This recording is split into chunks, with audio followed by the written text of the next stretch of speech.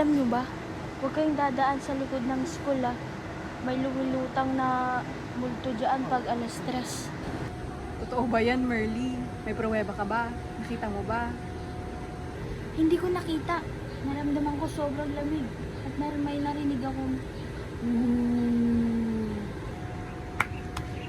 Nice story, pero falsification kasi yung peg ko eh. Anong peg?